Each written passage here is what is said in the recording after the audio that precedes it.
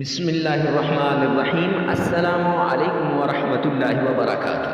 معزز سامعین کرام، آج جو ہم آپ کے سامنے حاضر ہوئے ہیں یہ سورۃ الکوثر کا وظیفہ لے کر حاضر ہوئے ہیں۔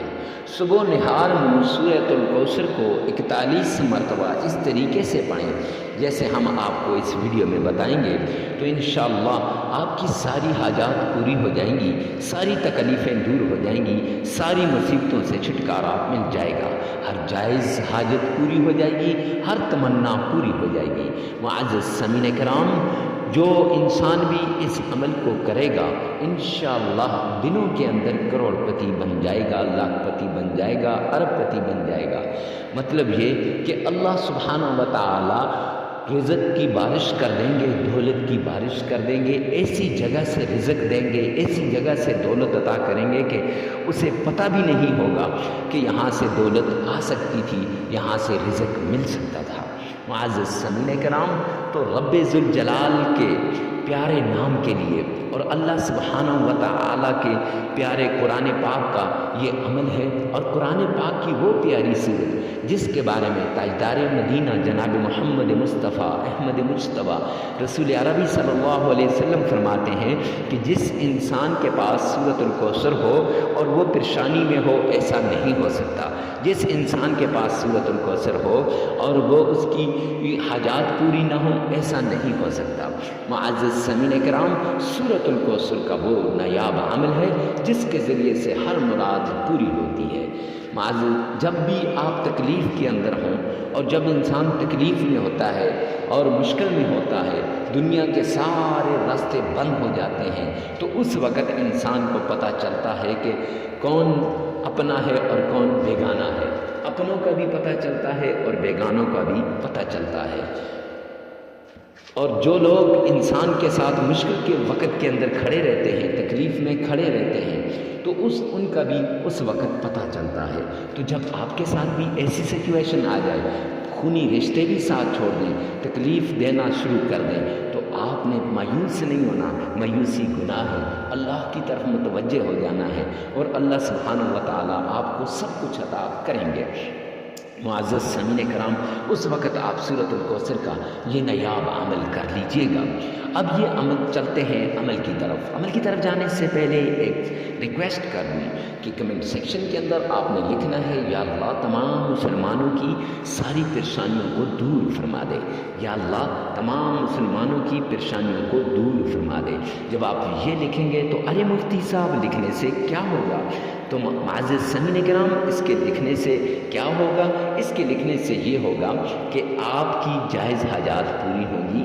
آپ کی جب غیب کے لیے دعا کرتے ہیں نا، تو اللہ سبحانہ و تعالیٰ اس کو پوری کر دیتے ہیں۔ جب غیب کے لیے دعا کرتا ہے نا، تو اللہ رب العزت فوراً اس دعا کو پورا کر دیتے ہیں، تو آپ کی ساری دعائیں پوری ہو جائیں گی، سارے کام غیب سے ہونے لگ جائیں گے۔ اور دوسرا اس کا فائدہ یہ ہے کہ اجازت ہو جائے گی ہماری طرف سے اس عمل کو کرنے کی۔ معزز سامعین کرام، تو سب سے پہلے آپ نے صدقہ دینا ہے، اور یہ یاد رکھیں کہ یہ عمل جب آپ کریں گے تو اس کے لیے جگہ کی ضرورت نہیں ہے، ہر جگہ آپ اس کو کر سکتے ہیں، چلتے پھرتے اٹھتے بیٹھتے آپ اس عمل کو کر سکتے ہیں، اور اس کے لیے آپ کو اس کی بھی ضرورت نہیں ہے کہ کسی ایک کونے میں بیٹھ کر آپ وہاں یہ عمل کریں۔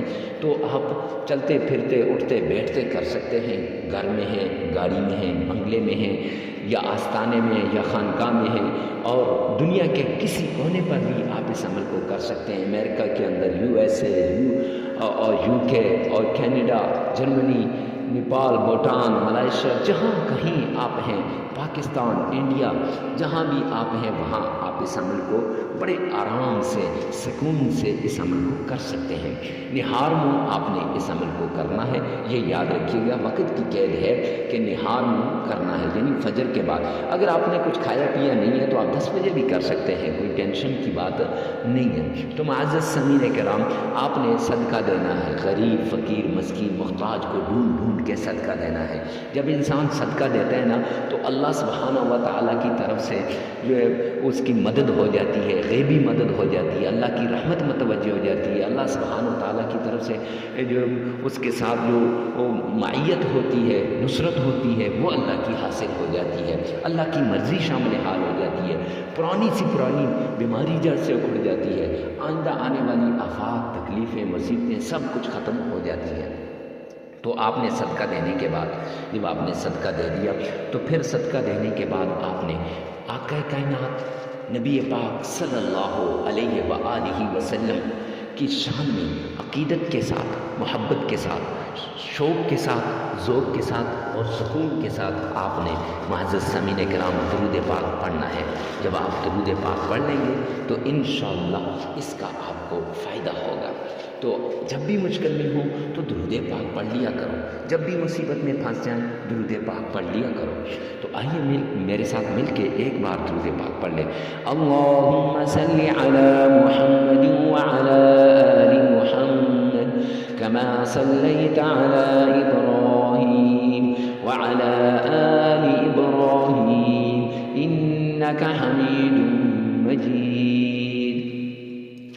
اللهم بارك على محمد وعلى آل محمد كما باركت على إبراهيم وعلى آل إبراهيم إنك حميد مجيد۔ معزز سامعین کرام، درود پاک کو عقیدت کے ساتھ 3 مرتبہ آپ نے پڑھنا ہے، پھر اس کے بعد اللہ کا پیارا نام یا فتاح یا غنی یا حی یا قیوم 41 ٹائمز ان کو بھی پڑھنا ہے، چاروں ناموں کو اکٹھا پڑھنا ہے۔ اچھا یہ یاد رکھیں، یہ چاروں نام یا فتاح یا غنی یا حی یا قیوم ایسے اب یہ 1 مرتبہ ہو جائے گا، علیحدہ نہیں پڑھنا، 41 ٹائمز آپ نے ان کو بھی پڑھنا ہے۔ جب آپ اللہ کے ان ناموں کو آپ پڑھ لیں گے، اس میں اعظم بھی ہے، اس میں اللہ کا وہ نام بھی ہے جس کے ذریعے سے آپ کی ہر حاجت پوری ہو جائے گی، ہر تکلیف دور ہو جائے گی، ہر مصیبت سے چھٹکارا مل جائے گا۔ تو معزز سامعین کرام، جب آپ اللہ کے 4 ناموں کو پڑھ لیں گے 41 ٹائمز 41 مرتبہ جب آپ پڑھ لیں گے، پھر اس کے بعد سورۃ الکوثر کو پڑھیے گا۔